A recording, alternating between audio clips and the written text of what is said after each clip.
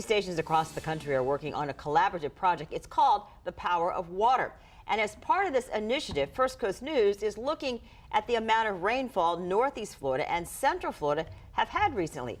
Jessica Clark is on your side tonight reporting how this is affecting you at home and in our waterways.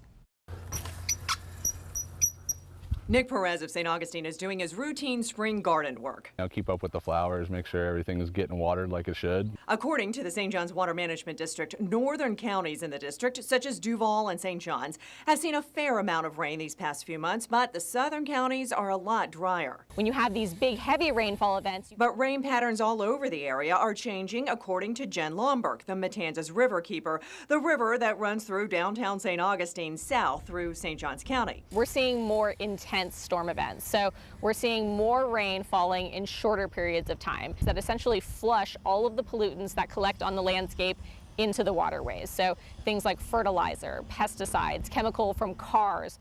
Already in early April, a nor'easter sent pouring rain for days to northeast Florida. We had a lot of rain. There was a lot of rain that fell all at once. And in Florida, that stormwater is handled a little differently than elsewhere. A lot of those storm drains that you see out on the road will drain directly into nearby waterways without any treatment at all. That stormwater floods off roads, into drains under the ground, and directly into waterways like the Matanzas River. And that means more toxins in the water. Water testing is showing this. The result, an example, is the Indian River Lagoon in central Florida. They have reoccurring harmful algal blooms. They've got massive seagrass die-offs, which is causing a manatee mortality event because they're literally starving to death. So what can be done? The state is updating its stormwater standards. For instance, better maintenance and oversight of stormwater ponds, such as the kind you see in new neighborhoods. Those stormwater ponds are supposed to collect that water, and then the vegetation in the ponds is supposed to absorb some of those pollutants in order to treat that water before it's discharged into nearby waterways. On a smaller scale, you, like Perez, have options in your own yard. It's hard to know, yeah. It is hard to know where to start, so we're on your side with some ideas.